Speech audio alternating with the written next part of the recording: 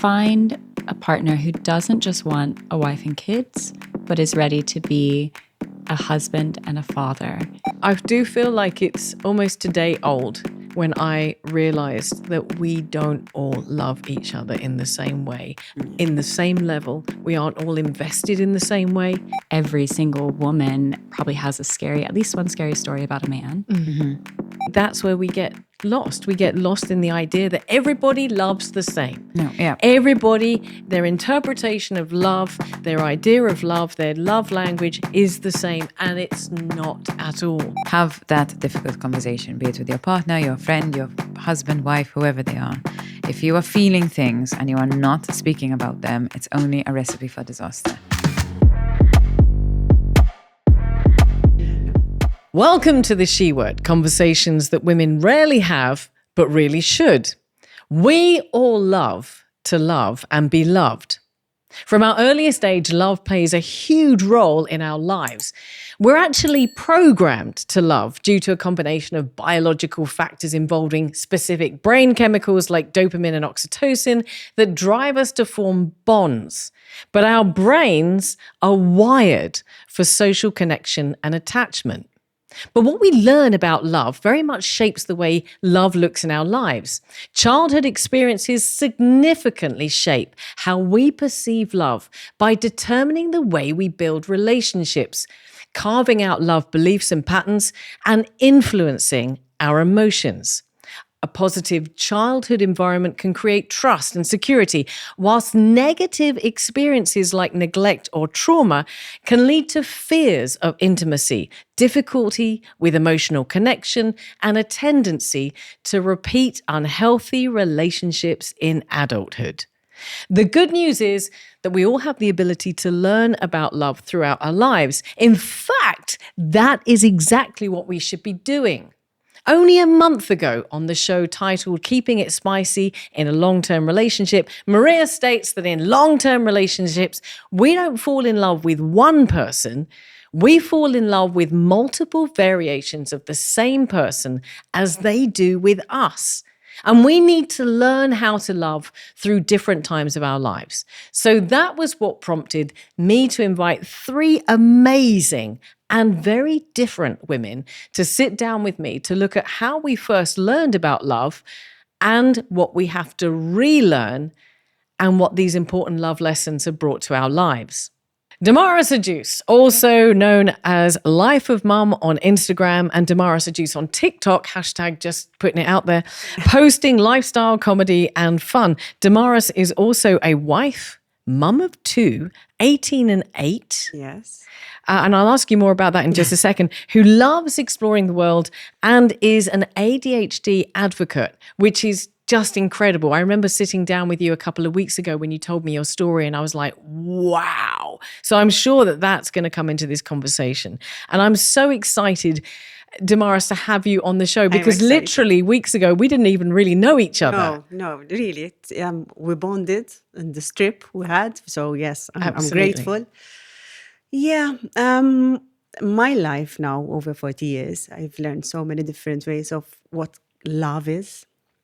From being a daughter and having my family, my father, my mother, to have my partner, which is now nearly 20 years together. Wow. Yeah. Mm-hmm. And my two sons, which are there's quite a gap, which is 8 and 18. I was telling Max that I was a bit young. I was about 23 years when I had my first one, which I love and I adore him, but that wasn't planned. So it wasn't for me the time I wanted to be mom. The actually motherhood came when my 8-year-old. Listen, you've already dived straight into the show. I'm like, wow, okay, Demaris is off. Ready, steady, Demaris. We're going to come to that in just a second, but that's really cool because you've outlined yourself and I'm really excited to have you here. Oh, Maxine Attard. Maxine is part of the She Word team. In fact, it's a conversation. Oh, I'm going to cry. Oh. That's it. I can't even get into the first 5 minutes. It's a conversation. I will not look at you. No, don't look at me. But it's a conversation that I had with you over 3 years ago when we sat down to talk about your miscarriage experience. That is where the She Word came from. And now, look at it now. I mean, just absolutely amazing. 3 years on has been such a ride. And I'm really glad that you're sitting here. But you are also responsible for our third guest at the table. And I am unbelievably excited about that, because Danae Mercer-Ritchie, you were introduced to me by Max, what would be about 18 months ago now, I suppose. No, more than that, 2 years ago. Yeah. When we were preparing for the very first live event, and Max said to me, listen, if you're looking for a guest, you've got to get Danae. So I started following you. Danae, I'm so glad that we've got you back here at this table. Who would have thought? This is such a ride. But you are, would you say an influencer or a content creator? Because it seems to be an interesting conversation about that. I like the word influencer. I feel like it's shameful because it's a female-focused job. And so I'm kind of trying to steal that word back. I'm an influencer. Brilliant. Well, you do. And you've had a profound influence on me. And me. And now, Demaris, quick. Thanks, guys. But it's been... Thanks. But it has been an absolute joy to get to know you, and I'm so glad that you are at this table, because the conversation that we are going to have today about love lessons in life and life lessons in love is something that you speak about an awful lot on your channels, and I'm so glad that we can have you as part of this conversation. Danae, tell me a little bit more about yourself. Did I miss anything out? I mean, loads, obviously, but... That was a pretty great intro. I think you did a great job. Okay, but you are obviously, you're not Maltese. Where are you from? I'm originally from the US, but I've lived abroad my entire adult life. So I've lived in Cambridge and London, in the Middle East and Italy. And now I'm all over with work. I've got 2 kids and a very, very Florentine Italian husband. You know. They do. We love this. They do. I'm doing a hand gesture. If you can't see it, that's what they do. He does, and they also say "Mamma Mia." But fantastic. He's taught me a lot about love, about very healthy love. That is amazing, and I think that was part of the conversation, because you got married how long ago? 4 years ago. 4 years ago, and I remember I started seeing. Max had introduced me to you about that time, and followed you as you were going into your marriage journey. So. Amazing. So I'm really glad that you're here to have that conversation. I'm just going to ask Max, I'm not even going to actually go into if I've missed anything out about you, because we've been here several times. Sorry. Don't worry. So I want to start at the very beginning, because as we sat down to talk about love and we started thinking about what we're going to say today, I did a bit of research, and I really wanted to see what the impact of our younger lives, our childhood. I thought to myself, how much impact does childhood have on how we frame love? And the answer to that is pretty much everything. And I'm just going to read this quote. How children bond with their caregivers teaches them what to expect from others. The emotional bond we form with our caregivers, and I like the term caregivers because that doesn't necessarily mean parents, but that creates a blueprint of how we behave in relationships. If those childhood relationships feel safe and secure and supported, then that's what we're going to carry through into our relationships as grown up. And we're not just talking about romantic relationships here, we're also talking about friendships and family relationships. On the other hand, if it's a negative relationship and you experience neglect, abuse, or emotional distance, that is also going to be something that's going to influence us as we get older. And as we discussed on a show recently, if you grow up with a flight or fight mode always on, without assurance and safety, we had this conversation recently with something that Sue Caruana said, you go into relationships looking for that. That's what you identify as being a component on love. So I'm going to start out with a massive question, but how do you feel that your early relationships, your childhood blueprint influenced you? Okay. For me, love is my father working so many hours because he loved us so much. He wanted to give the best life he could for us. And my mom was always at home. She was a stay-at-home mom. Today that I'm older and I can see I would have loved to have my father more present, not because he didn't try, not because he loved us a lot, like his love was unconditional, but he thought that by loving us, he has to go always at work overtime. For him, that was the stability of a man, what he should be doing, while my mom was at home. And something else that I think affected me now that I grew up and see my past. Because my sister, which is 10 years older, and my brother, 8 years older, they know a different mother.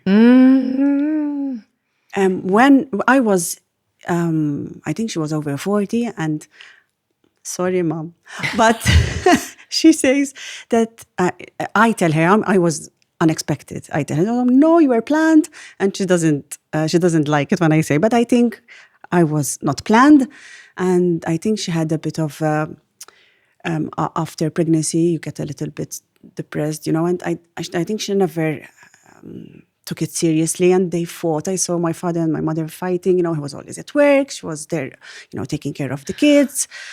So I saw a bit of that dynamic family. So I think that might have shaped me today in a way. Maybe I don't know if it's negative or if it's positive, but I did have some clash with my husband, because I had some trust issues and, I think that's exactly it. The blueprint comes from our childhood. Take care and nourish your body with pure, ethical, organic vitamins and supplements. Browns, empowering wellness by prioritizing your health. Periods are part of the game, but they don't have to throw you off your game. Try new Always Platinum for up to 100% leak protection, faster absorption, dry feel, and it's more cushiony, so you can focus on your game. It's a new period, always.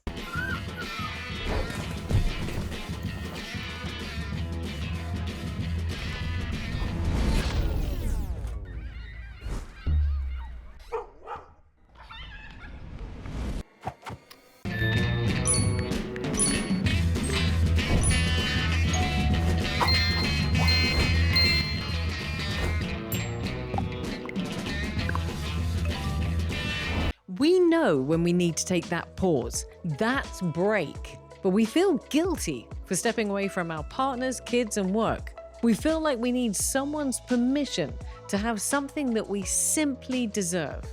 The She Word has partnered up with Myoka Spas to give you just that, your permission to take time for yourself, the time you wouldn't usually take, but really should. Use code word SHEWORD for 10% off any individual treatment when booking online at myoka.com, or enjoy 10% off any gift box in store with gift vouchers over €100. You just mentioned something that Max and I just quoted to each other as we were at the airport waiting for Danae. We said we'd heard We this quoted quote. Dr. Gabor Mate, who said, Jude, remind me. It's Not the one sibling, right? Not sibling sibling. Yeah, they won't has- have the same parents. No, they because they'll be in don't. different phases of their lives. Yeah. Which now, as a mother of two, I find that really interesting. I can, even though there isn't a big gap between the two, I can see we were different people. I was a different person with Even my first. your mentality Exactly, completely. changes. So then I sort of reflected that back on how my mom would have brought us up, the three of us. So my mom was a single mom of three of us. So I have an elder brother and a younger sister. And as I've grown up, it's really changed. I've started to process a little bit more and think about it a little bit more. And perhaps being a mother myself now, it's shone a whole different light on being a single mom. I think to myself, my God, if she had a headache, what did she do? If she was feeling unwell? And she spent a lot of her life unwell, bless her. So I think I look back and I know it was a little bit of a rocky childhood. And I feel weird saying that because she was an incredible mom. I feel very blessed to have had her. And she did it alone. Obviously, she had family and she had friends and stuff, but she was essentially in Malta on her own with 3 kids. And I feel like my father came in and out a little bit sometimes until she put, I believe she put, now obviously she passed away, so I can't fact check, but I believe the story goes that she realized he possibly wasn't the best influence on our life and decided it's better off that she does not have him involved. We met my father for the first time after 27 years, 4 years ago. Wow. And that was an amazing visit for another podcast, maybe another interview.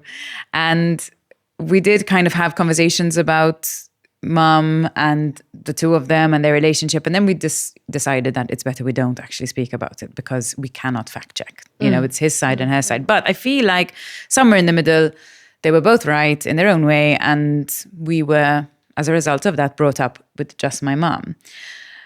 So I feel the question you asked, Judy, going back to your question, is a little bit tricky for me to answer. I don't know any different in the sense, I don't know the blueprint. I haven't quite processed it enough. It's just always been the norm that my mom brought us up. But then as an adult now, I'm trying to think, oh, maybe that's why I'm like that. And that's why I don't know if I think something at the top of my head, I find it very difficult to apologize, to say sorry. My husband is teaching me, or I'm literally getting there slowly. It feels like a tooth is being extracted for me to say sorry. And you think, why? And I think it's because I never saw conflict being resolved. My mom was just my mom. It was what she said went, and she had no one to fight with, or there was no one ever around. And I sort of felt like we never apologized as a family. So if we argued, let's say you and I argued, we wouldn't go and say sorry. It would just sort of fizzle down, and then later on would be fine. And I'd ask you if you want a cup of tea. But there was never that moment of eye contact. I'm really sorry, that was rude. You know, there was a fight and then there wasn't anything. So I feel like, okay, that's something I brought into adulthood, and I would like to now not pass that on to my children. I have children. It's funny to say it. I have 2 kids. Oh my gosh. It's interesting that you're saying now that you're learning that as an adult. Because I was 45, and I mentioned about that fight and flight. I was 45 when I realized that I actively sought out relationships that kept me in a fight or flight, because that's what I recognized. That's what I knew. That's how I'd grown up. That's what part of my blueprint was, that emotional state was how love was represented. I mean, you're nodding. You're saying I understand. Yeah, I mean, my mom had us very young. She got pregnant when she was 16, was married first when she was 15. And throughout my, she had a crazy life. And throughout my childhood, we had multiple father figures. And some of them were very, very, very bad men that modeled a really unhealthy understanding of love. The worst one pulled a gun on my mom, and we had to jump out a window and run down the street. And, you know, it was a bad man, very bad man. Yeah. But that was how I saw love growing up. And it took me so many relationships to realize I kept searching out men that maybe they're not bad men, but our dynamic was bad, where I would have to always be on eggshells. I'd worry about their needs. Whatever they wanted me to be, I would be to keep them happy. But you start to really lose yourself, hide yourself, shrink yourself. In my case, it would be very triggering for my relationship with my body and food. And it's part of the thing I had to heal before, or work on, become aware of and work on before I met my husband, he has the opposite story. His parents have been married for over 54 years. They're still madly in love. They toast with champagne and their arms linked. They're so affectionate. They're so sweet to each other. They love each other. And that is how he grew up. And so his experience and understanding of love is so different to mine. But I think it's also very healing. Yeah, I feel like I've learned a lot from my husband as well. I had a couple of boyfriends before I met him, and I mean, luckily nothing tragic or toxic or anything of the sort. But he has a calm sense of just his nature, in the sense of conflict, or he can say sorry. And I don't know how to explain, like there's just a great bond where I never felt that safety before. And it was difficult to trust. So I think that goes back to the blueprint. I'm sure of it. If I had to sit down and process it, or kind of go to therapy about it, I'm sure we'd figure out that that's where that came from. And I remember in the beginning of the relationship was a very rocky time in my life. And my mom had just passed away. I was in a difficult work environment at the time. And it was just hard. It was hard to get through.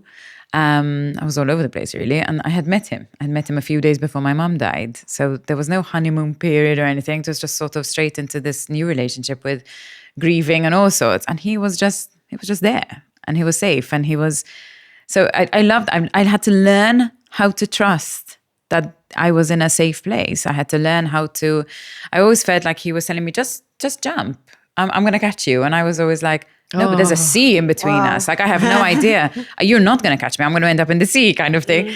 And then until I did it, until I just jumped in and allowed myself to love, to trust, to open up, to get to know him, for him to get to know me with the good, bad, and the ugly. You know, it wasn't just this happy person who was happy to go on dates. There was like nights of crying and he'd just be there. Like it, you know, so that's an amazing thing. But you have to, I feel like you said, I had to learn so much about myself. I had to go through a lot of therapy and conversations with myself and kind of dealing with lots of things I was going through at the time to be able to finally be able to trust and to learn how to love. But just as Danae, just as you just said, I went through the same issue of having abhorrent relationships before I met myself. And it was before I met my now husband, because I had to fix me before I could meet him. But those and that level of tolerance and understanding of what love was came from the blueprint. Mm-hmm. And that had to be all rewritten. But there's that very famous quote, isn't there? You can't love somebody until you love yourself, which I never really understood until I was like a lot older. And I thought, oh, that's what that means. It's not so much... It's bigger than just love yourself. There's a lot more to it. You have to understand yourself. You have to go through certain things, I believe, and know what's right, what's wrong, what feels right, what isn't. Well, you know, it's really interesting because I'm thinking about that blueprint. I'm also thinking about the love languages. I was today old when I realized that our blueprint probably determines what our love language is. Ooh, because I was thinking to myself, what's my love language? My love language is words, it's presence, it's being there.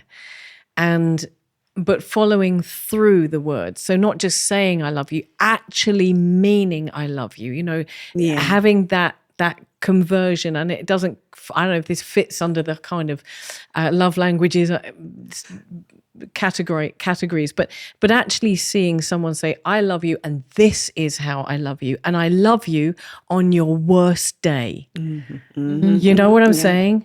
It's when somebody loves you, not just when you're looking good, when you've had a good day, when you're on your high, but when you're absolutely in the shittiest place that you could possibly be. And they still say, I love you. Yeah, exactly. I mean, I changed my perspective of love, what love is, through the years in many, many different ways. Because when I was young, I wanted flowers and things, you know, like very fleshy or, you know, to feel wanted. And now love is that when I was at my worst, my husband was there. And I fell in love with him over and over again because he was there present whenever I had bad moments. And now I stick with him even when he has his bad days. Because as you said, when we met very young, he was 20, I was 23. So you have a toy boy. Yeah. Go girl, you and me both. That's it. Yeah. So we met very young and we changed. Now I know that we are two completely different persons. And when we fought, I couldn't understand why do we fight? Why he cannot think like me? But he's different. He has different ideas. He has different ways how he wants things. So now, after so many years, I saw him grow, change. He used to like this. Now he doesn't, for example. He changed a lot. So I had to fall in love with him all over again, every time. And we're still learning. We're still learning how to communicate, what he likes, what he doesn't like, because as I told you, things change. You just mentioned about conflict. Okay. And we're going way off script, but I'm really interested to ask this. I know you were talking about conflict and you were talking about conflict as well, Max. And I was thinking to myself, It's something that I've always been very, very afraid of in my relationships. My blueprint meant that conflict could possibly mean everything was over. And I would always go to the worst place. I'd have a fight with my partner, or in the case of my narcissistic sociopath, he would have a fight with me, and that was it. I'd go to the worst place. Everything is over. We're doomed. And I still, to this day, have a habit of, when something happens, going to the worst instance just to check to see what that feels like. Can I cope with that? Can I live with that? Okay, now I work my way back. And my husband has said to me, listen, why do you always go to the worst place?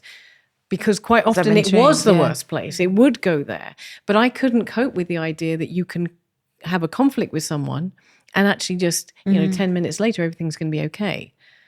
Does that resonate with anyone? 100%. Even if it's not 10 minutes, even if it's like, we can work on this together. I think growing up with my mom, she loved at moments in her life, I'm sure she had boyfriends, but I don't think she brought a boyfriend home till I was 15. So I have no idea if she was on dates or dating or anything, but she just wanted to make sure we were old enough to have somebody in our lives anyway. And then she spent a majority of her life alone, and she liked it. She was okay with that.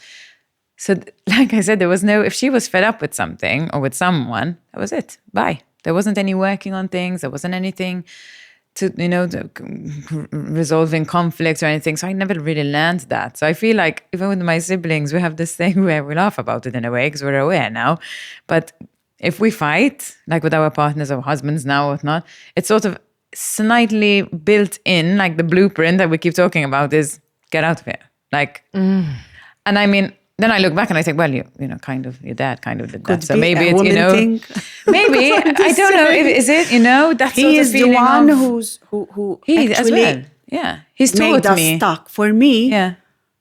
I was like, okay, That's enough, over. no more, I'm leaving. I was the one. And it was like always there. Yeah, it's really fight or flight, making the family unite. I don't know. I want to ask you, Danae, because when you talked about conflict, you talked about extreme conflict that you grew up with. I mean, just wow, having a gun pulled and running and a series of, you speak very, very, very highly of your mum, and she sounds like an amazing woman who maybe herself made some obviously bad choices.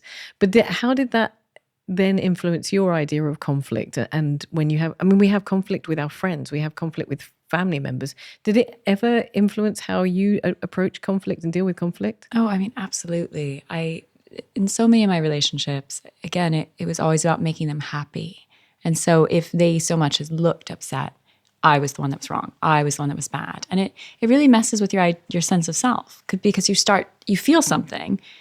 I dated a man who I've talked about this on my social media, but he would make fun of my body sometimes, but in like really subtle ways. It would be like, oh, you've got like sausage thighs, and I'd be like, oh, that doesn't feel very good. You can't say that to me. That's not a nice thing. Or he would often call me stupid, or just say he'd be like, oh, your girly brain, you can't understand politics, which is ironic because I studied politics and then went on to Cambridge to study politics. So, but he'd be like, yeah, you can't understand this. Oh, your silly little brain. And again, I'd be like, that kind of hurts me. And he'd be like, oh, but it's a joke. Don't take it so seriously. Why are you making this a big deal? Why are you being so dramatic? And it starts to make you question your sense of self, because you feel a way. But this person who says they love you and you love him, he's saying, well, you're being it's in your brain. It's your fault. And I start to think, well, is it my fault? I want to make him happy. I love him. He's my person. Is it my fault? Am I the one that's wrong here? And it gets really sick. And I can see how it's helped me understand my mom, for instance, how she could stay in relationships that were so obviously bad for her and for her children. Because it gets in your brain and you love them and you want stability and you want that forever. And you think, I'm going to be 30 soon. I'm going to be single. Who will ever love me now? Yeah. It really messes with your sense of self. But someone said to me once, one of my good friends, when I was in one of these really bad relationships, she said, okay, think of yourself a year from now. If you are in this same position, if you are still feeling this way every day, how does that idea right now in this moment, how does that idea make you feel?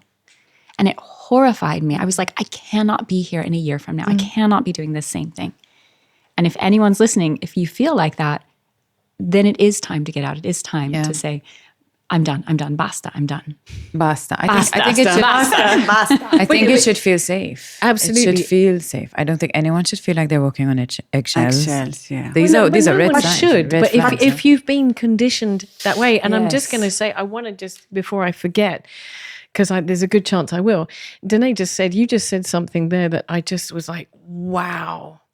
You mentioned about this whole idea of love and being insulted like that. I remember my ex telling everybody at a dinner table when I said that I wanted to run the London Marathon for my 40th birthday, him saying, you could never run a marathon. You have short legs like a pit pony. You'd run so close to the ground.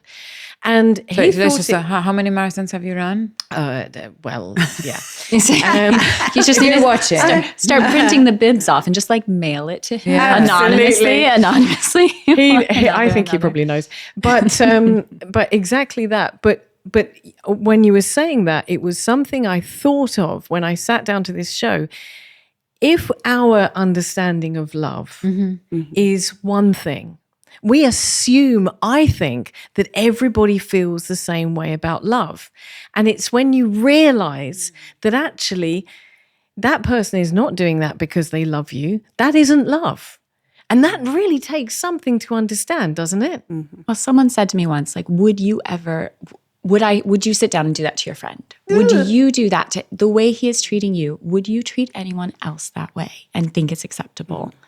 Absolutely not. Like, I can't imagine you turning to me and being like, Danae, you're going to be a pit pony running the marathon. You would never do that. Yeah. So why do we let men do that to us? There is like a line in between because, couples joke between each other. I mean, he's losing a bit his hair and I'm like, I'm not mean, but I'm like, where's the aeroplane gonna land today?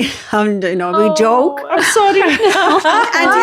and he jokes because I have a little bit of a fatty nose, so he jokes. I mean, I take it as a joke. So I think there should be. I think, like Danae mentioned, it felt wrong in her body. Yeah, when somebody yes, said something, it felt wrong. I think what we need to learn is when you say something that it's cross the line. I talk to you, and then you're like, if say, look, that really upsets that's the line me. where Exactly. I should, if he tells me, look, no, it's annoying me, this hurting. I'm please stop it. I'm really sensitive about it. Exactly. I like your notes, so I by think, the way. Thank you. I think there's just a part of like the conflict and communication is so important, right? So you need to be able to feel safe, though, to communicate that. It's still hard because sometimes when we fight, I shut down. And I don't want to speak because I want this feeling to go while he wants us to talk and to let it out and to speak. But not at that moment, I'm going to say something really bad. So you need your time and then you can go back. I need my time, then yes, I might say sorry because even I'm a bit hard to say sorry. Really? Yeah. I'm not with my friends, and that's what my husband says. You're so completely different from, the normal to my mom and him. He says that. He says, you're completely different from anyone else. You're very kind and sweet. And with them... Because you can be, maybe I'm so, But they're your safe space. Yes, it's like children, right? So children at school will act Mom one way. and him only. Well, look, you've mentioned... I didn't know that about you, about this sorry thing, and I'm profound. My husband will tell you. Okay. By the way, fact. we're both married to the same... named husband. Okay. Don't say man. No, not to the same man. I'd just be a bit weird. But they're both called Adrian Attard. And on my wedding anniversary, I nearly tagged your husband to say happy anniversary. Just They saying. do tag. We have some funny We stories do. about that. We do tag each other's That's husband. good. But you're saying that with your husband, it's difficult to say sorry, but with friends, it's not. I'm going to ask Danae because there's some things that I'm resonating with you on. I will say sorry for things I am not even responsible for. And the other thing I've noticed, and I do it less and less, but once I let my guard down with my now husband, my healthy relationship, I also noticed that I checked in. Are we okay? I still do it. Are we okay? Is everything okay? Are you okay? Are we okay? And I will still do it. I do it less and less. But this is this flight and fight thing. If you've been in a situation where you're having to regulate all the time, someone Does that make else's sense? emotions. You're constantly checking the temperature of someone else. It's Right. really difficult. It's learned behavior. Like, think about it. You had your Absolutely. whole life programmed one way, painted one way, spoken about one way, believing in yourself in one way. It takes a lot of work to be able to trust, to be able to learn how to say sorry, to be able to learn how to communicate, to not just want to pack your bags and leave because it's easier than having that difficult conversation. It's really hard. I feel like I did so much work on myself to be able to then bring it to the table in my marriage, to be able to talk, to be able to feel vulnerable. I hate that feeling of I need to sit down with you and have a very difficult conversation. I'll start shaking. My whole body will go into, or it used to, like when we first met. But, you know, that safety, that feeling of safety doesn't just happen. And you're bringing past trauma into it, and you're bringing past behaviors into it. It's really, really quite difficult. And it comes back to this blueprint. It comes back to what Absolutely. you've learned from the very beginning. You were nodding. No, I was, because she was saying something that made me remember. My ex, before my husband, I really used to, like, chase him, and he gave me a really hard time. So when I met my husband, no more, I'm not gonna chase. So he met this woman who's like much more stronger. And I'm afraid to show the vulnerability now. And he tells me, you really try to set a wall and be strong. And I like it when you're vulnerable. He loves it when I'm soft and I tell him my feelings. But It's really tough. yeah, when I feel that maybe his love is changing and maybe he's not more interested, rather than I try to be soft and kind, okay, he's not interested, pack bags and leave. That's what my brain thinks. Your instinct, your fight or yeah, flight. I mean, it's been a long road for me to start saying, no, we need to sit down, we talk. It's okay, because in a relationship, sometimes I'm busy, sometimes he's not my number one, and sometimes it's him, I'm not his number one because he's focused on work or something.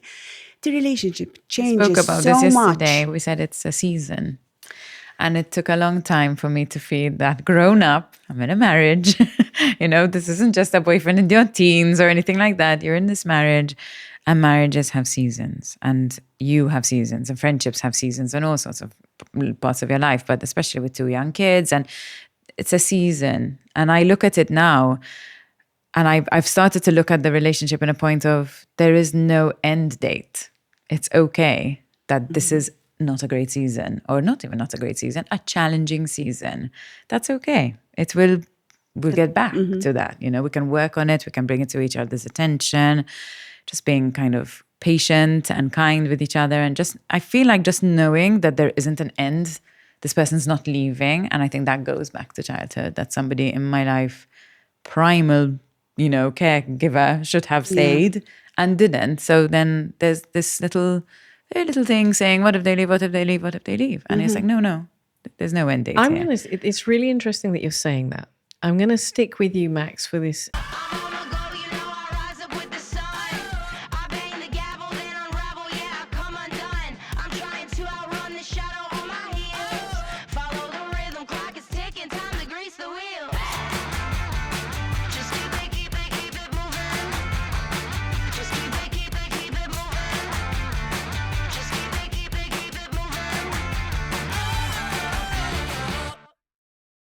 Everybody all around, everybody's getting down. Everybody's like, wow, there's a new sound in town.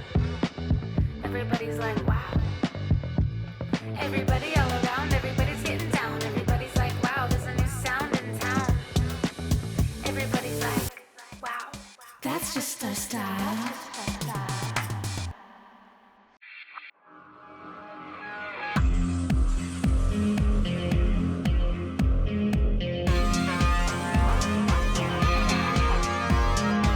Ideal Standard, celebrating 90 years of success in the local market, exclusively from Satariano. I want to go back to this blueprint before we move on to other kind of love and relationships, because I want to bring it back to this issue of fathers. I see, and I know, Danae, you've talked about your husband being a dad. Everything I've seen, he looks amazing. I've met him. He seems like a really amazing guy. And you've spoken about your husband as well. But one thing I've seen with my husband, and I didn't really realize it until we sort of started getting to a point where we're taking our relationship really seriously. His relationship with his daughter is phenomenal. His daughter is amazing. She's on the West End. She moved to London in COVID. She's independent, very self-assured. And I remember sitting there thinking, you know, that girl wouldn't take any shit. That girl would not end up in an abusive relationship because she knows what it's like to be loved by a man. And I think we underestimate the importance of that very first relationship we have with men, with fathers. And I'm going to be brutal. I'm going to ask the question. You know, you talked about the fact that and you've shared, Danae, you've shared about the men in your mum's life. How do you think did that impacted you? I asked you at the airport, I said, can I ask you about this? Go for it. I think I'm lucky enough to say my mom was so strong. She was such a force. And she did such an amazing job that I don't actually ever remember feeling like anything was wrong. As in, she brought us up, there's myself, as I said, my sister and my brother. Me and my sister are both very, very strong, very, very independent. I don't think we take any shit. Can I say shit? You can definitely say. I think I've said it twice already. Fantastic. It's okay. We don't take any crap. She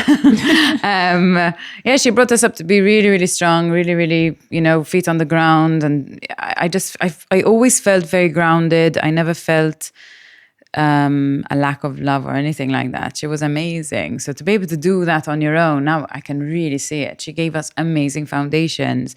But then like in discussion, I can recognize certain things, certain issues that definitely came about by not having a father present. And obviously I see that now with Adrian and our children. He's an incredible father. And I'm so grateful because that would have been a horrible repetition if I had to have found some flaky guy to have children Generational with. trauma. That would have been completely, no, definitely not. And I remember my mum on her deathbed said, you find a rock.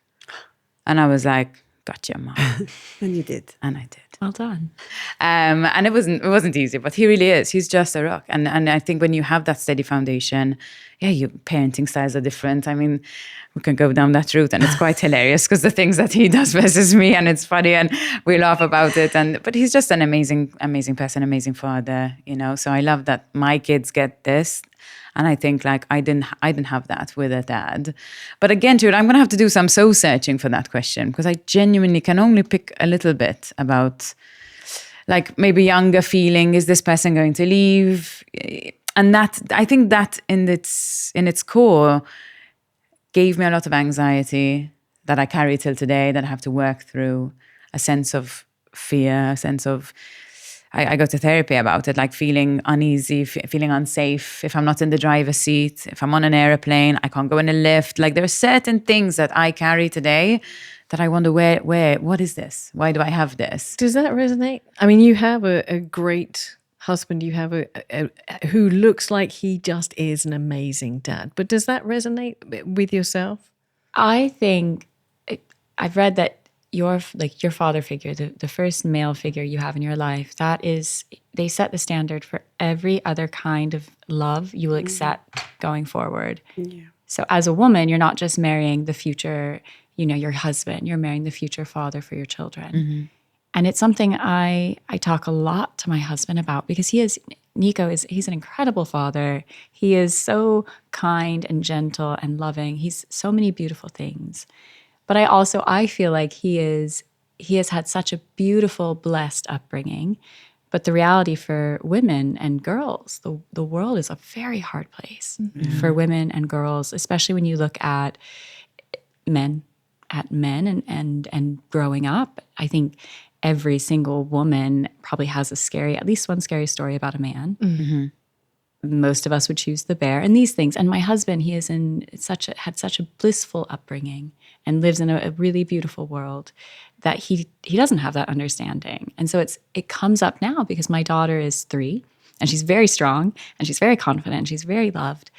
But sometimes she'll be like, no cuddles. No, I don't want to kiss you. Italians are like, oh, go go kiss Nonna, go kiss Nono, go kiss a stranger, right? It's like the Italian warm Mediterranean approach. And she'll be like, no, I don't want to. No, I don't want cuddles. She's like a cat. When she wants cuddles, she does. She doesn't. And we've had multiple conversations where I'm like, Amore, if she says no cuddles, if she says no kissing, you stand behind that little girl and you say, you do not have to like cuddle, kiss. You don't have to do anything you never want to do. Because that is something every single little girl and every single woman needs to hear again and again and again. Yeah. Yeah, I have that with my son and my sister's daughter. So my son is really affectionate, like with her when they're not fighting. They're very close in age, just 3 months. And my niece Jackie is so like that, like a cat. I love the comparison.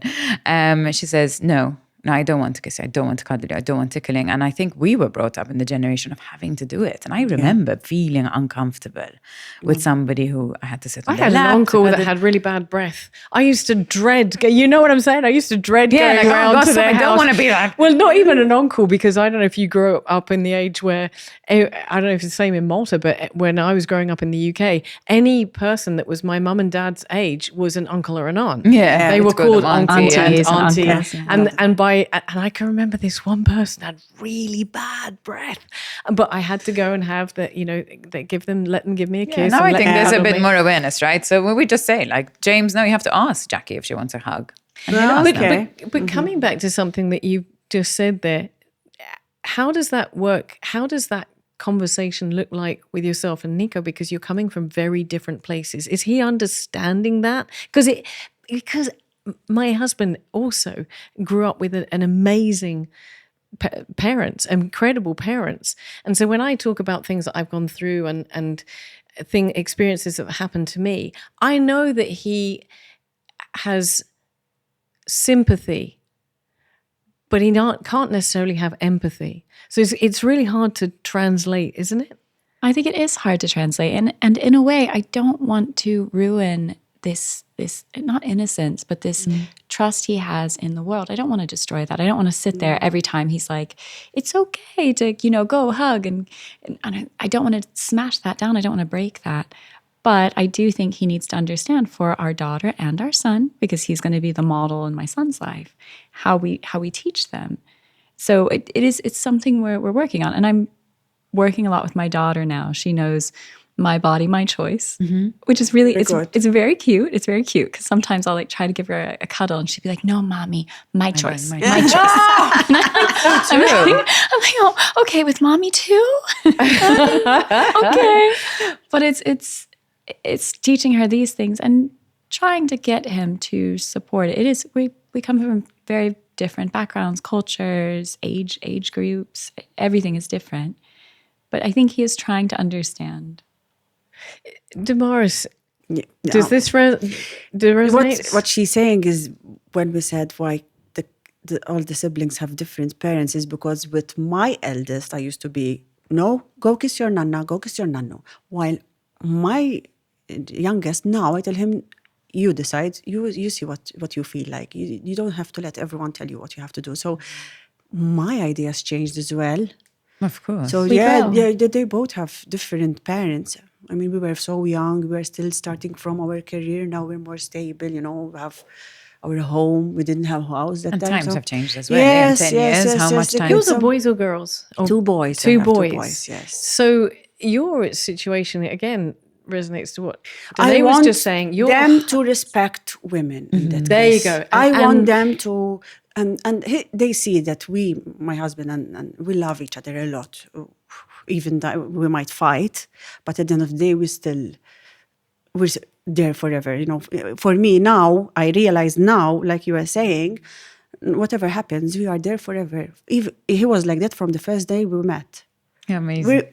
No, he is amazing. I mean, I want to thank him here for everything that he's done and for the change we've done together, because I've changed and he changed. But it takes a lot of work. We're going therapy every month. And not because we need. It's our date. It's so amazing. Our date. It's to, life is so busy. I don't have all the time to express myself, or if there are any issues, to tell me. That is our hour. I tell him good or bad things. A friend of mine has our hours. They schedule them. Really? Oh, Hour, that's good. O-U-R, hour, time. Oh, Time. sorry, something like that. Hour, clock hour. So hour. So you sit down with Oh, no nice. phones, no distractions, no Wow. kids, no nothing, and you speak about anything that's on your mind or things that you haven't resolved or anything like that. And I think it's so healthy. So I brought is that very into our healthy. marriage as well. But when we were going to come on the show, I said to Demaris, I said, listen, hey, look, this is what the topic is all about. And you immediately said, hang on a second, I'm off to therapy. Yeah. And I was like, whoa. That's and immediately I jumped to I wonder if everything is okay. Should she actually come on the show? Is everything all right? But you said, no, this is something we regularly do. I mean, I It's love normal. this Like, idea. we've been done it this year, and it's so healthy. There are days when we actually fight there, but there's someone who's listening and he's trying to balance, because I think I'm right and he thinks he's right.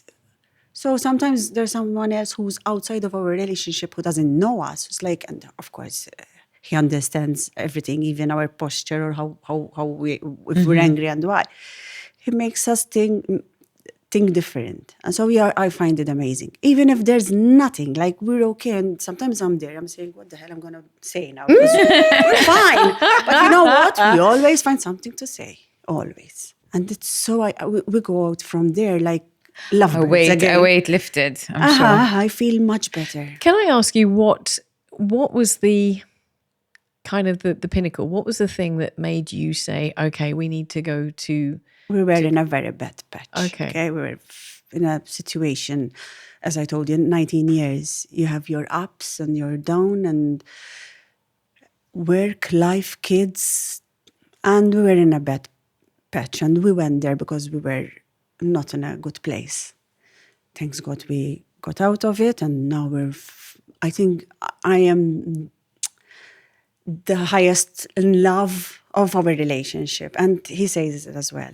We understand much way better. But I wish I did this forever, since I was young. If I could, I tell my children, go now. Because you're making me think about this show about lasting, keeping long-term relationships spicy.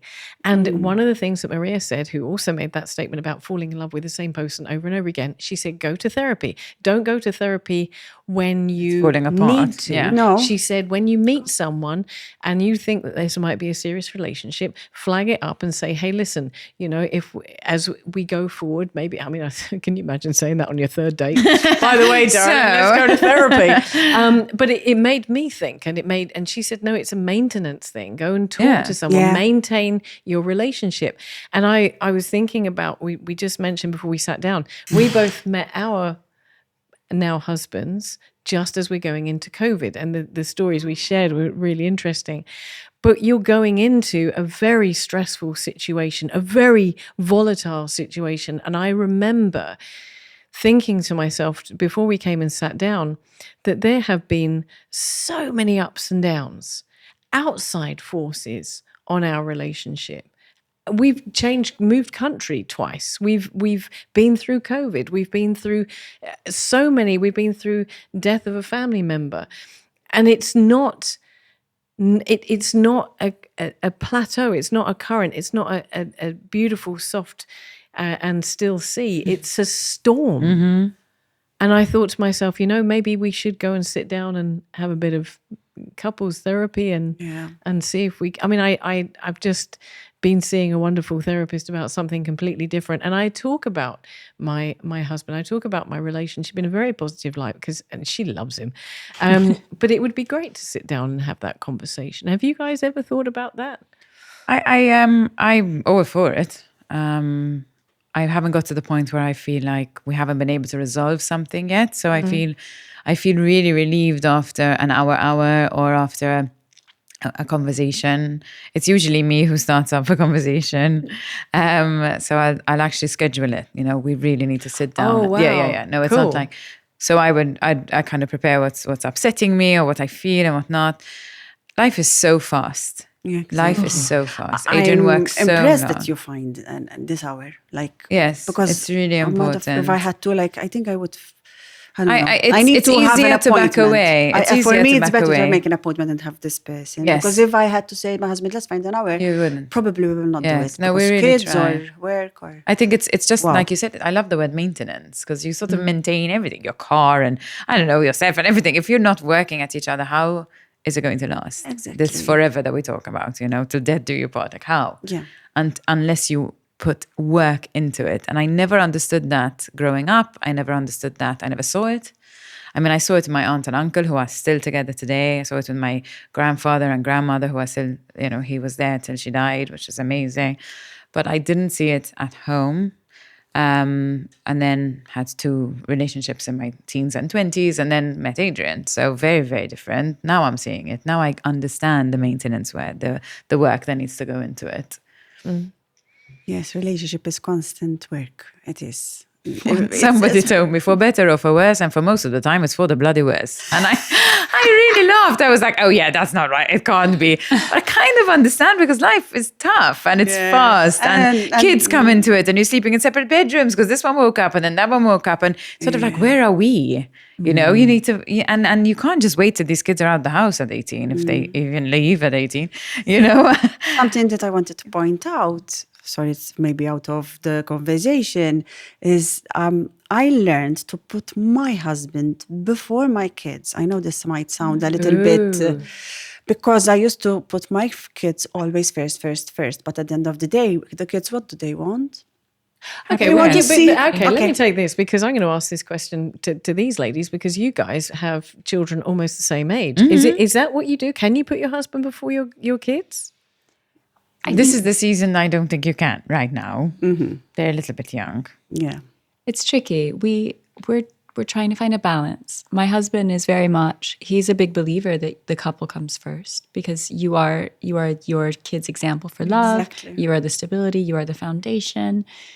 For me, it's hard because I physically have someone on my body often. You've seen my little baby. And then my daughter is very close to me and I work full time and, and. But what we've started to do is we have a date night every Thursday. Sometimes it's great. Sometimes it's real poop. It's real shit. It doesn't work. And we're tired or we're grumpy or we're stressed. But at least we know every Thursday we're together. We do this like couples check-in thing where it's, one time I felt close to you this week was, what I need more of this week is, things like that. We ask these little questions. Oh, wow. And it's I love that. It's nice, right? Because I have a very like Italian husband. He's not going to sit down and be like, amore, let me tell you what I need. And sorry, I know it's a horrible accent, but he's not going to sit down and just that won't be our conversation. But we need to know these things because while I'm not sure I can put us first at this moment, I don't want to lose us. No. Where do you find that checklist from? I've heard this. This is the second time I've heard this mentioned in the last week. I asked my friend Chat. Oh, okay. I asked my friend Chat. But it's really good. It's like 6 questions. Very and nice. I feel like it tackles many things. It That helps. is It helps really us. Pretty clever, yeah. I had a book which had 20 questions for date night, and it was nice. It's a nice bonding thing. Very good. It was fun. And can I ask you this date night because I've tried to put this into our schedule. Is it always? I mean, because you're here with us, so you're not going to have date night this week. But is it always, if you're in the same country, is it always inexcusable? It's date night. Yeah. Forget it. And you cannot. Wow, that is where I'm not every at. Thursday. That Every is the Thursday. work. Yeah, I'm not there Every either. Thursday. But I feel like we have to because life is so busy. There's always going to be something else, but we make time for things that matter. And what matters more than the person we've chosen to spend our life with? Yeah. See, True. I Very think I might true. have to go home and have Me a read. too. I'm going to send you a message. Okay. Date night on Thursday. Quick, we're just going to stop the show for a second. We need to go and we send need a to message. just chat. Durkos, recommended by dermatologists. Anti-hair loss protocol. A concentration of aminexil in a scalp treatment to reduce hair loss by 29%. And in a stimulating shampoo to boost volume by 48%. A potent synergy for hair 3 times stronger. Anti-hair loss protocol. By Durkos, the dermatological scalp and hair expert.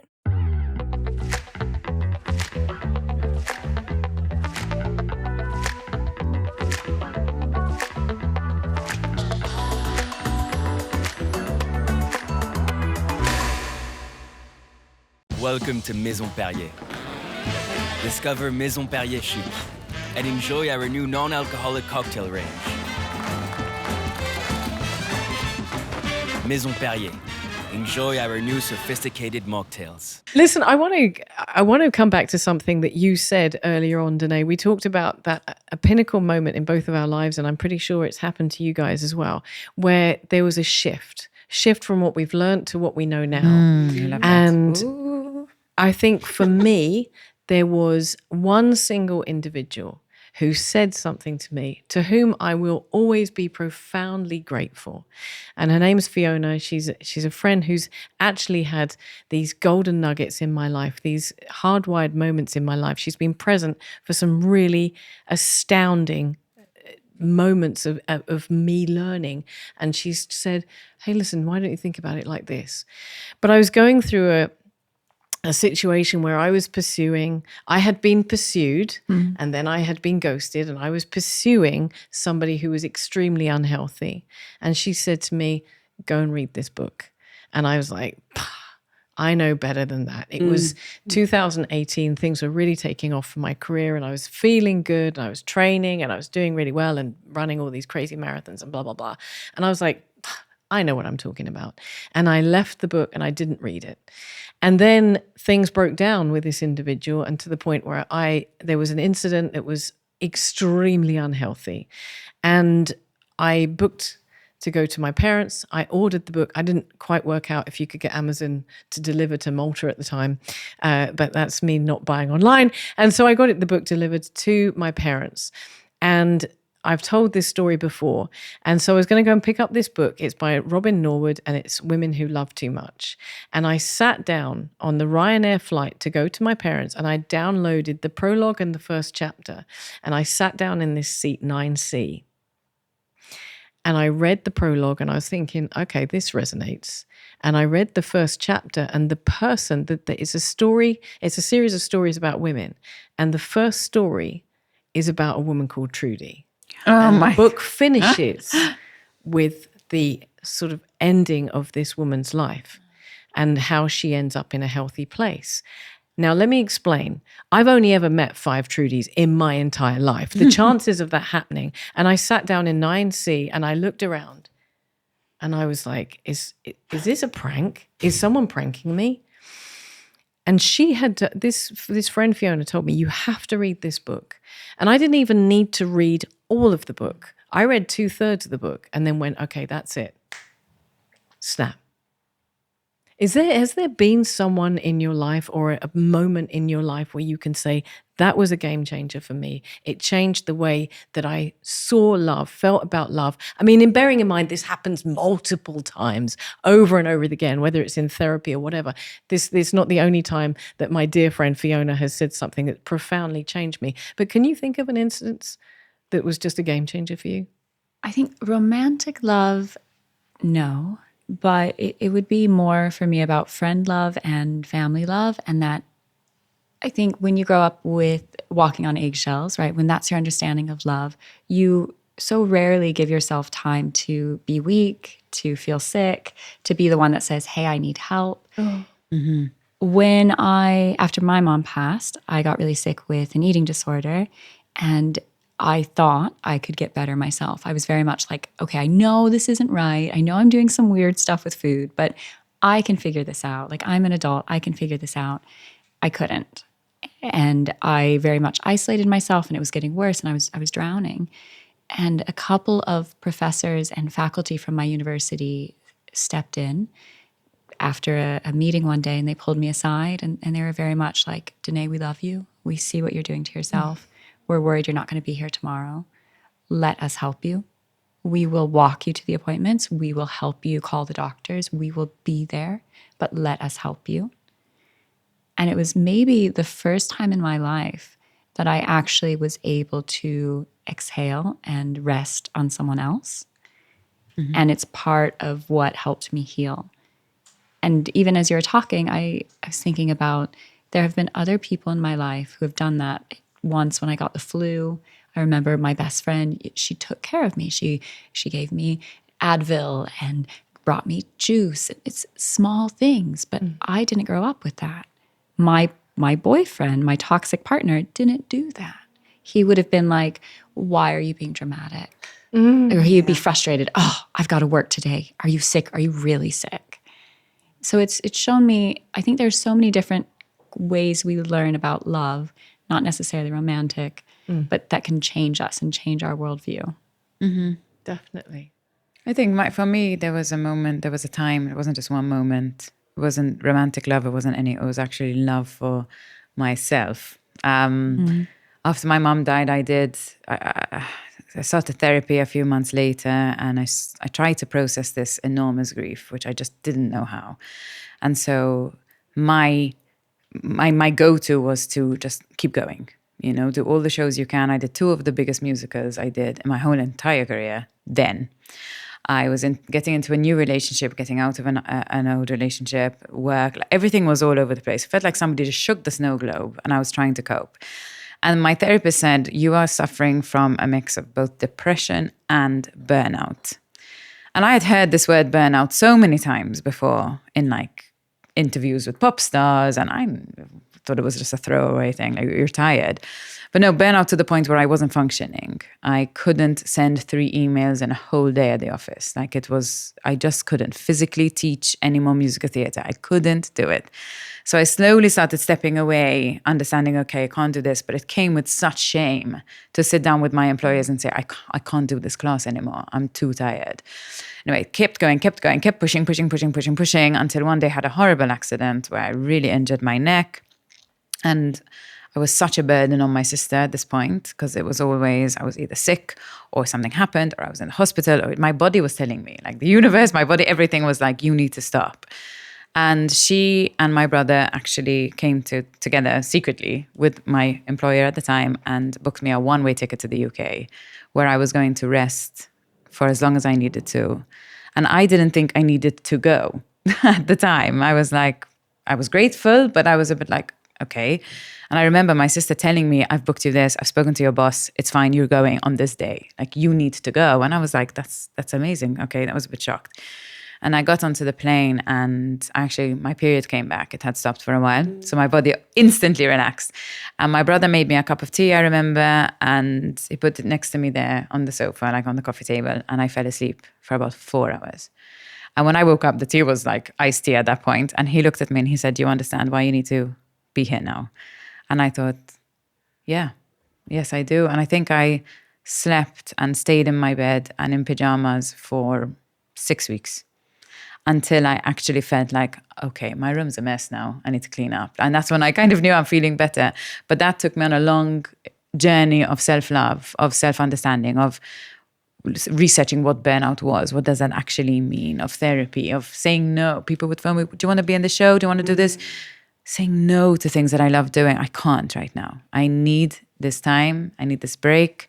And then slowly but surely I healed. But there was a moment my sister said, I made a chicken curry. And I thought, you're so good. That's so good. And she looked at me, she's like, no, Max, that's normal. You should have the time and the ability to make yourself dinner.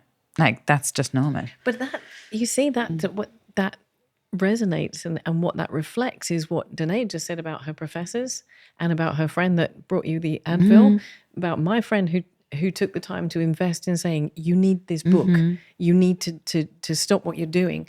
And your family who then stepped in and said, okay, that's it, you need a rest. I mean, that is love. I mean, isn't it love? Has there been instances where you've had something like that? I had, different instances in life. Same when my father died in 2014, I passed through a period where I lost myself. I nearly ended my relationship with my husband. I was lost. And people got me together to what you're doing, and different people, my mom, my husband, my friends, even I have that problem. I don't know how to say no. So this is still a learning curve for me to love myself, to not go through a burnout, because I am currently in that situation. And even my brother who lives abroad, and we're not very, very close, but when I was younger, I was kind of losing myself and, being the party girl. And then one day he called me and told me, look, sit down, I need to talk to you. And I thank him for that conversation. But there are so many different experiences, even the bad ones, who shaped me to who I am today. It just occurred to me as you said that each of these instances we've described, yourself with your eating disorders and being literally in a crisis situation, yourself with the burnout, the crisis situation, me with this horrific relationship, and and yourself with after your grief. People are stepping in and saying, no, we love you enough right now. We're intervening. We're going to stop you. You're heading on a one-way track. We're going to stop you right now. We are absolutely caring for you. I mean, aren't we just so blessed that we have people like that who cared enough to do that for us? And I think we so underestimate the impact that we are able to have for other people.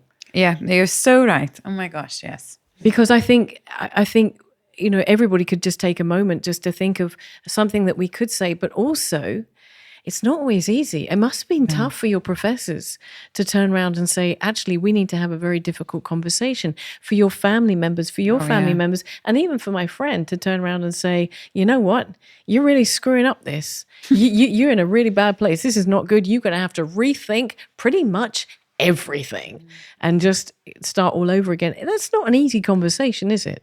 It's something. I have a toddler now, and sometimes when she feels really strongly, she will like scratch herself, and it's something they do. I think some toddlers, they try to get their emotions out physically. And what I tell her is it's okay to feel what you're feeling. It's not okay to hurt yourself. And in a way, I think that's what all of us often do in our different forms. We have these big feelings. We don't know how to handle it. And so we turn to different burnout, to overworking, to controlling food, to adjusting our body. It is okay to feel what we're feeling. It is not okay to hurt ourselves. Can I tell you something that's really hit me hard? Because that's something I've learned in the last 6 months. Just what you're describing with your daughter, that is a lesson I have learned in the last probably 4 months, not even 6 months. And I'm really glad, because to carry that for 50 years, 51 years is really tough. And I think that's where we should step into the people we care about. We should step in and say, hey, listen, we love you. And this is not romantic love. This is just love you can have for anyone. I think it took me back to a conversation in the car after this accident. I had sort of fallen and broke the fall with my neck. And it was at my best friend's party, which I helped organize. And I didn't go to the hospital. I didn't do anything. I downed some whiskey and I just smiled throughout the whole party because I didn't want to let her down and I didn't want to make it dramatic or anything. So I just shut up. And my friend sat in the car with me and said, this is not okay. One, you need to go to hospital, which I did. And secondly, this is not all right. You are not okay. You need to and she brought it to light, but I wasn't quite ready to hear it. And it wasn't enough for me to say, okay, you're right, I'm going to completely have a break. It was when it was forced upon me. So sometimes, yes, some people need a good shake, and you need to be able to be brave enough to have that conversation, like you said, with others, with people that you love, to guide them on the right track. And you just said something I think we'd all probably resonate with at the table. You just said sometimes you aren't ready to hear it. I know that friends have told me 1 billion times over, you are tolerating something that's not healthy. And still, I would go back to the same situation. I had to be in the right place and the right time to be able to say, okay, I'm ready. Enough is enough. Yep. And I trust the person that's telling me that they're doing it with love. Yeah.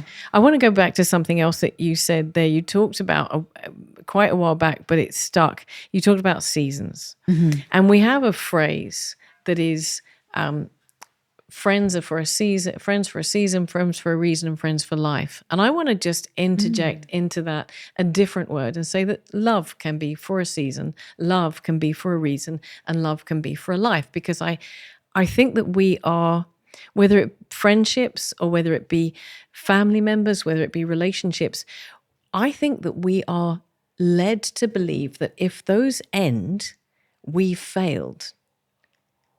And I think this is something that I learned as a child. And so you'd persist in these friendships, relationships, or family relationships beyond the point where they should have been terminated. And I'm interested to see what you think, all as mums, but also as individuals. Do you agree that we sometimes have the wrong idea that actually it's okay to turn around and say to a friend, you know what, we've run our course. To a family member, you know what, I'm going to put a boundary in right now because I know that your motivation, your understanding of love is not what my understanding of love is.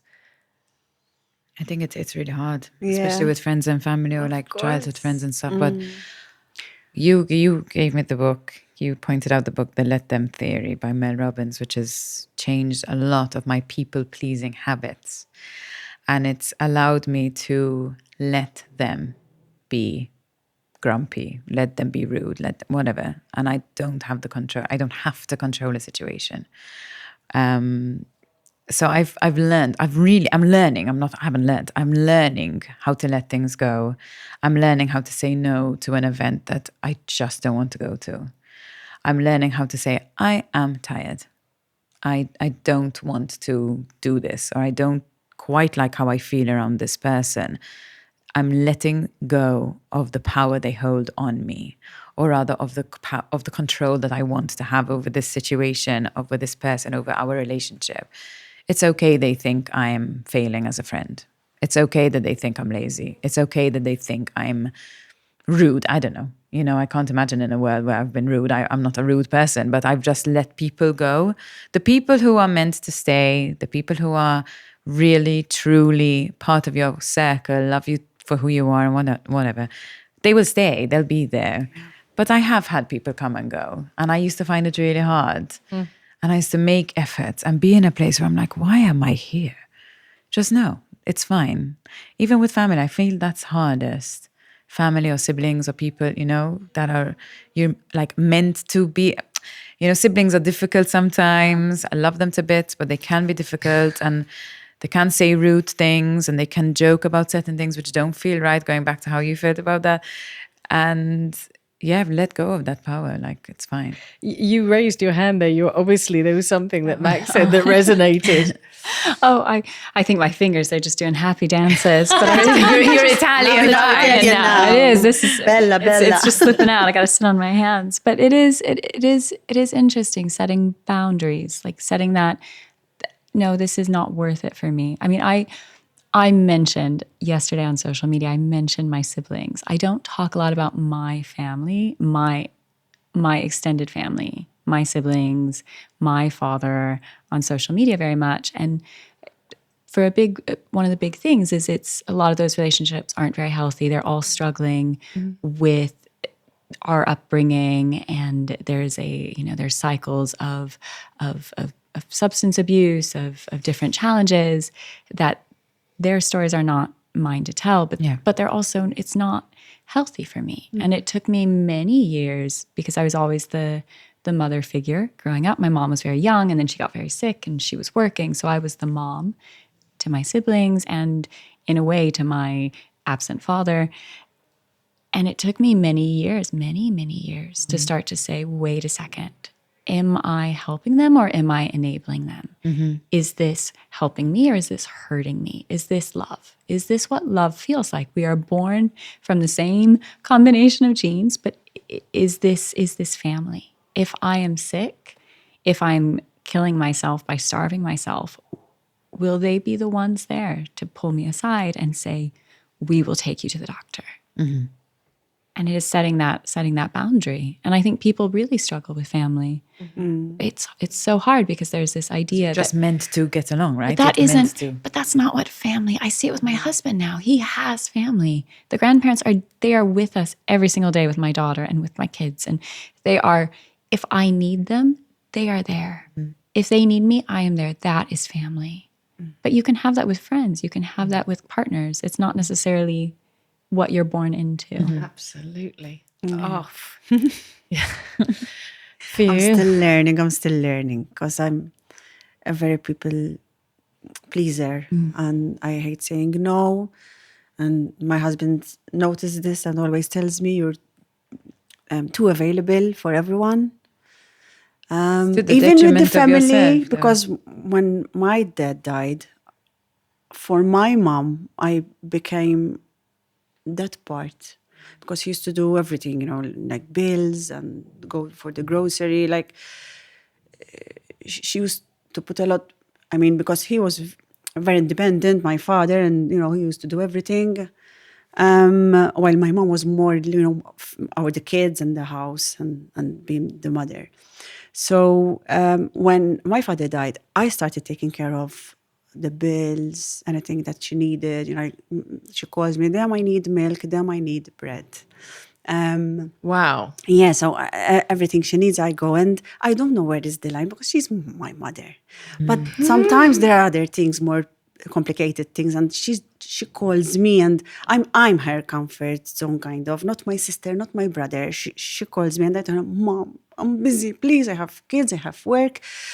Can you call my brother or my sister?" But I don't know where is the line I should be, I don't know if I'm being cruel to her. I mean, she's my mother. I'm telling you, if I call her and anything happens to me, she'll leave everything. She loves us so much, and she's been an amazing mother. But still, I don't know where the line is for me to say no. I don't know where the boundary is. I feel bad. Then I have that bad feeling, and I overthink about, my God, I said no. I feel bad because I said no, because I got angry and I told her I don't want to do it. It's the bad feeling after. Is that isn't this one of the hardest things we've just all mentioned at the table about these boundaries? And boundaries with friends can be easier to establish. Boundaries, if we have a good approach to relationships, can be relatively easy to navigate. Kind of. But I've found in my life that definitely boundaries with family, without a shadow of a doubt. And it still comes down to the idea that we have different views of what love is. Because what I think love is, and I'm showing to my sibling, is not what they think love is. Yeah. So what they're giving back to me is perhaps a fraction of what I'm ready to invest.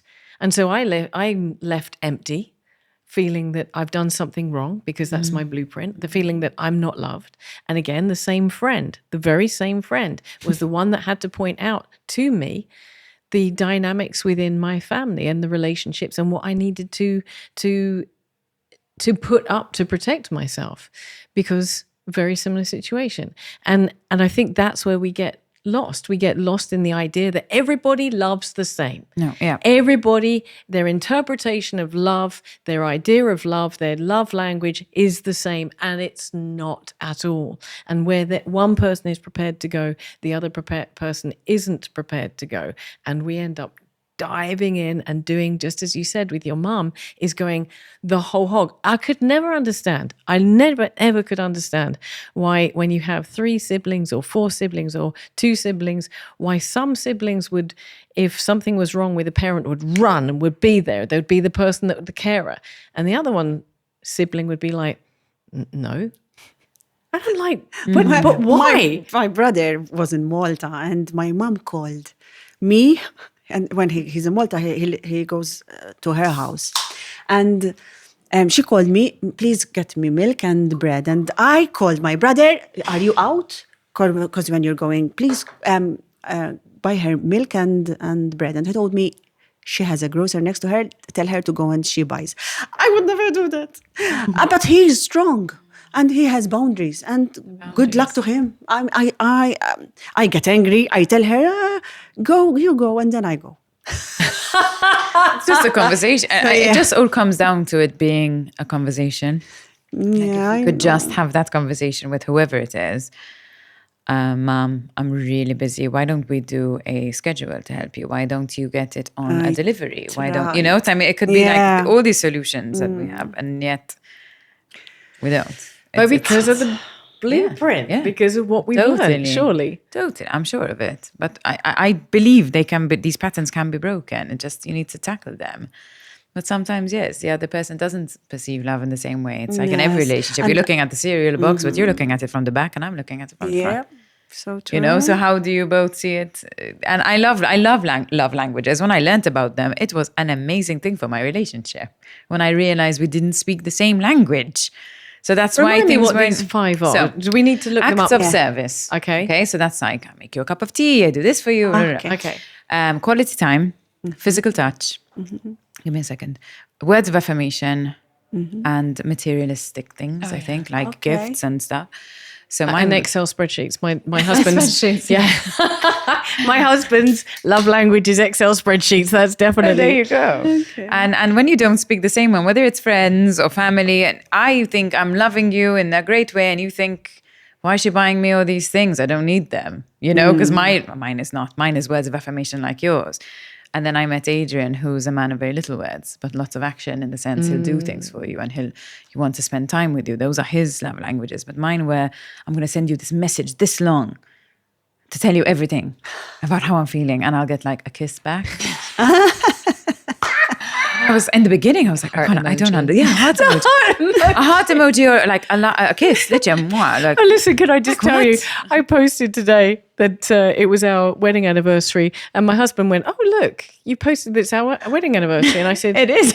Are you not going to react to that?" And he went, "Heart emoji," and I'm like, "No, hun, sorry, that deserves a little bit more than that." The heart emoji, it's nothing like that. But then Adrian will do anything for me, anything. 3:00 in the morning, he would go and make me a toastie if I asked him for one. He would just do it. It's all in the action. So we had to figure out very early on what the love language was. And I think if you extend that to friends or family, there'll be a hell of a lot more of an understanding and appreciation and whatnot. But we just don't. We sort of just live and keep going and keep recycling the same bad habits and the same pattern and the same lack of boundary, lack of communication, and expect it's going to change. Well, this is exactly why we've sat down around this table, because I just knew all three of you ladies would drop some golden nuggets that would actually make a difference to someone. And we don't expect to take in everything, but we do. I do appreciate, because people do come up to me and say, "Hey, listen, I saw that show and I didn't know that," and so on. And I want to finish up the show. And I know, but I'm going to give you, I know, it's Max going, whoa. I'm going to give you a warning. I'm going to ask you to just share one word of wisdom, one lesson about love that you think is absolutely paramount, that somebody can walk away from this show with. And I'm going to start with... No, because you'll take it. Don't start. Oh. let me start. You can't have mine. But just, I mean, I do feel like it's almost today old when I realized that we don't all love each other in the same way, in the same level. We aren't all invested in the same way. And we shouldn't be insulted by that. I shouldn't be insulted by the fact that a family member or a friend isn't as invested in me as I am in them, that they don't reply to my message. Oh my good grief. That they don't reply to my messages for 3 weeks, I'm sitting there going, they don't love me anymore. They don't care about me. And in actual fact, it's just not even the fact they don't have time. It doesn't matter to them. It's not, I know that if something happened to me and I ended up in a situation, they'd be right there, right then. Yeah. And so I think it also was a tough lesson for me to learn that not everybody is at the same level of investment. Mm-hmm. And that we should be investing in loving relationships with people who are ready to invest the same as we are. Yeah. And not that misbalance. Did I take yours? No, you didn't. Thank you. Okay. I think for me it would be have the conversation. Mm-hmm. Even if it makes your body shake, honestly, that vulnerable feeling is horrible. Have that difficult conversation, be it with your partner, your friend, your husband, wife, whoever they are. If you are feeling things and you are not speaking about them, it's only a recipe for disaster. So I think have the difficult conversation, find your way through it together, keep calm, don't, very Mediterranean in that way, sort of exploding and irate. Hands up, I am the first person, so I'm really learning. But have the conversation. And I guess be brave and do it. Yeah, exactly. And maybe even write things down. Like you were just saying before, write down what you need to say. I mean, I listened to you when you said you wrote something down and you knew that you had to say it. You wanted to stay concise, because in the moment we can lose ourselves. Yeah, you can. And I used to actually write letters when I found it too difficult to speak. But now I'm brave enough. And I will sit and I'll calmly tell you what's wrong and what I'm feeling. And I'm not worried that it's all going to end. And I'm not worried that you're going to run away. And, let's just tackle this together. Superb. I think mine is quite similar because, put the shutter down. Don't be afraid. Love is not always fun. It's not easy. Don't be afraid to get hurt. Be patient.